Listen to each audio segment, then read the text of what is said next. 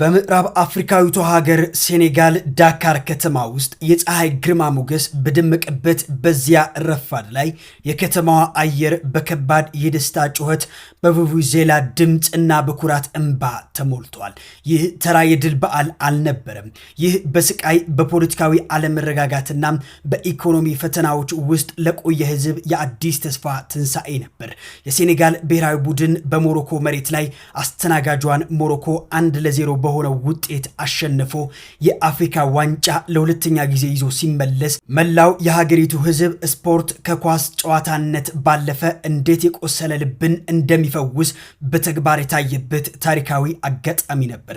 ሴኔጋል ላለፉት ጥቂት ዓመታት ከ2021 እስከ 2024 በከባድ የፖለቲካ ውጥረት ውስጥ ነበረች። በጎዳናዎቿ ላይ ደም ፈሷል። በደርዘን የሚቆጠሩ ወጣቶች ህይወታቸው አጥተዋል። ቤተሰቦች ተበታትነዋል። እናም ማህበራዊ ትስስሩ አደጋ ላይ ወድቆ ነበር። ኢኮኖሚያዊ ጫናው ደግሞ በየቤቱ የሚያንኳኳ የዕለት ተዕለት ጭንቀት ሆኖ ቆይቷል። ይሁን እንጂ በራባቱ ፍጻሜ ጨዋታ ላይ ሳዲዮ ማኔና ጓደኞቹ ወደ ሜዳ ሲገቡ በዳካርም ሆነ በካፍሪን ያሉ ህዝቦች የፖለቲካ ልዩነታቸው፣ የሃይማኖት ልዩነታቸውና የግል ችግራቸው በደጃፋቸው ላይ ጥለው ነበር የወጡት። ፓየጉዬ በጭማሪ ሰዓት ያገባት ያቺ ብቸኛ ጎል ለሴኔጋል ህዝብ ጎል ብቻ አልነበረችም፣ የነጻነት የአንድነትና የድል አዋጅ እንጂ። አንበሶቹ ከሞሮኮ ተመልሰው ዳካር ሲገቡ የነበረው ትዕይንት ለሚያይ ሰው ልብን የሚነካ ነበር። በሺዎች የሚቆጠሩ ደጋፊዎች የአውቶቡሱን መንገድ አጥለቅልቀውት ነበር። አንዳንዶች በህንፃዎች ላይ ተሰቅለዋል፣ ሌሎች በማስታወቂያ ሰሌዳዎች ላይ ተንጠልጥለዋል። ሁሉም አንድ ዓላማ ብቻ አላቸው፣ ጀግኖቻቸው ባይናቸው ማየት። ይህ ድል ስፖርታዊ ብቻ ሳይሆን ፖለቲካዊ እርቅንም ያመጣል የሚል ተስፋ ጥለዋል። ፕሬዝዳንት ባሲሩ ተጫዋቾቹን ሀገር ወዳዶች ሲሉ በታላቅ ክብር በማሞካሸት $535,000 ለቡድኑ አባላት የገንዘብ ሽልማት ማበርከት ችለዋል። በተጨማሪም የመሬት ሽልማት ተበርክቶላቸዋል። 1500 ካሬ መሬት በዳካር ዋና መሃል ከተማ፣ $135,000 ለቤት ግንባታ የሚሆን ሽልማት ለእያንዳንዱ ተጫዋች አበርክተዋል። በስተመጨረሻም የቴራንጋ አንበሶች ወደ ቤተ መንግስት ሲገቡና ፕሬዝዳንቱ ዋንጫው ሲረከቡ የነበረው ጸጥታና የክብር ስሜት ሴኔጋል ዳግም መወለዷ የሚያበስር ነበር። እናንተስ ስለ ሴኔጋል ድል አድራጊነት ምን ትላላችሁ? ሐሳባችሁን አጋሩኝ። በዚሁ አጋጣሚ እኔን ፎሎ ያላረጋችሁ ካላችሁ ፎሎ በማድረግ ቤተሰብ መሆናችሁ አዘኩም። ሳዲዮ ማኔ ዓለምን ጉድ አስባለም። በሀገሩ ሴኔጋል በክብር እንደ ንጉስ ነገሰም። ሞሮኮን ድል ነስቶ የአፍሪካ ዋንጫን ይዞም ጉሮ ሸባይ እያለ ወደ ሀገሩ ይዞ የገባው የሴኔጋል ብሔራዊ ቡድን የክብር አቀባበልና ታላቅ የሆነ ሽልማትም ተበርክቶላቸዋል። የአፍሪካ ዋንጫ አሸናፊዋ ሴኔጋል በዳካር ደማቅ አቀባበል የተደረገላቸው ሲሆን በሀገሪቱ ፕሬዝዳንት $535,000 የገንዘብ ሽልማትም ተበርክቶላቸዋል። በተጨማሪም በዋና ከተማዋ ዳካር መሃል ከተማው ላይ ለቤት መስሪያ የሚሆን ለእያንዳንዱ ተጫዋች የ1500 ካሬ መሬትና $135,000 ለቤት መስሪያ የሚሆን ገንዘብም ተበርክቶላቸዋል።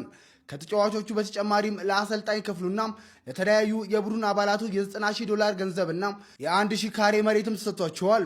በድምሩም የሀገሪቱ መንግስት ከ$6.2 ሚሊዮን በላይና 68,000 ካሬ መሬት ሽልማት ለቡድን አባላቱ አበርክቷል። ሴኔጋል ድል ላቀዳጇት ልጆቿ የክብር የኮማንደርነት ማዕረግም ሰጥታለችም።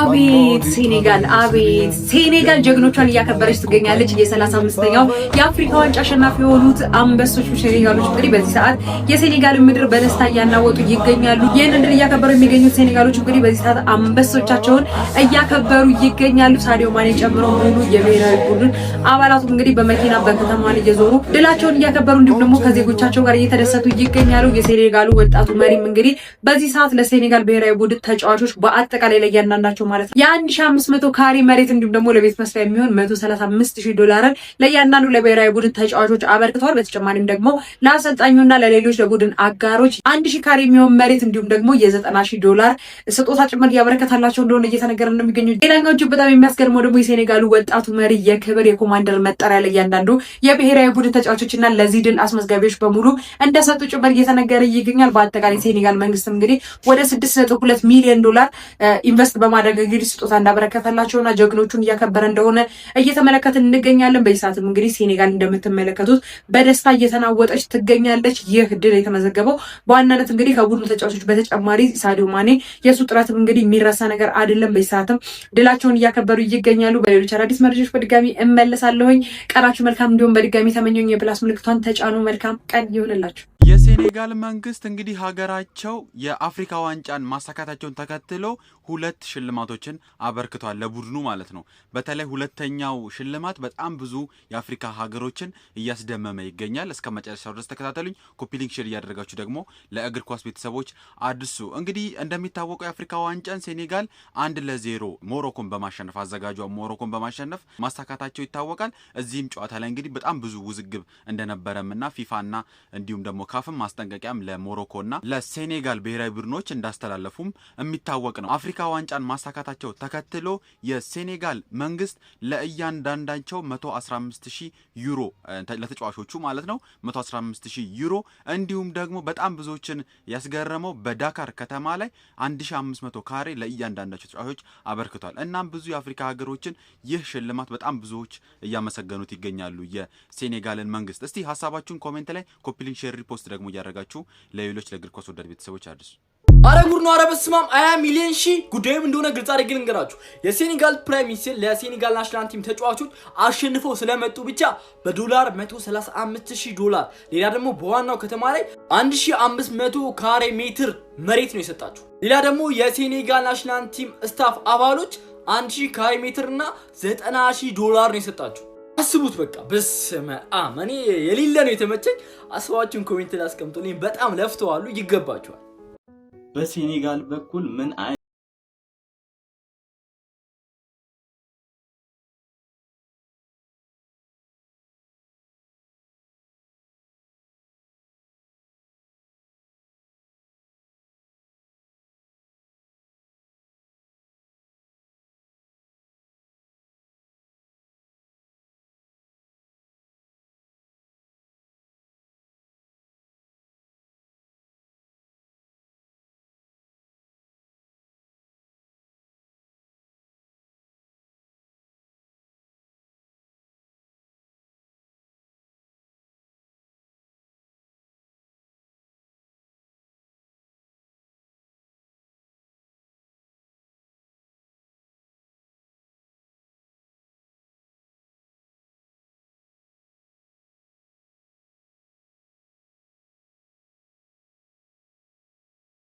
ወተን እስቲ መቼ ነው እኛም እንደዚህ አይነት ለውጥ አይተን ለእያንዳንዱ ተጫዋቾቻችን እንደዚህ አይነት ብር? ምክንያቱም ለአንድ አሰልጣኝ 500,000 በወር እየተከፈለ ለውጥ የማያመጣ ከሆነ በጣም ከባድ ነው ብዬ አስባለሁ። እና በዚህ ሰውዬ ዲዮማይ እንግዲህ በሚባለው ሰውዬ ባሲሩ ዲዮማይ ፋይ የሚባለው ፕሬዚዳንታቸው ስሙን ለመያዝ ትንሽ ከበድ ስለሚል ነው። እና በጣም የሚገርም ስጦታ ነው እየሰጣቸው ማለት ነው። እኔ በጣም ነው የተመቸኝ ሰውዬው ማለት ነው። እናንተስ ምን ትላላችሁ?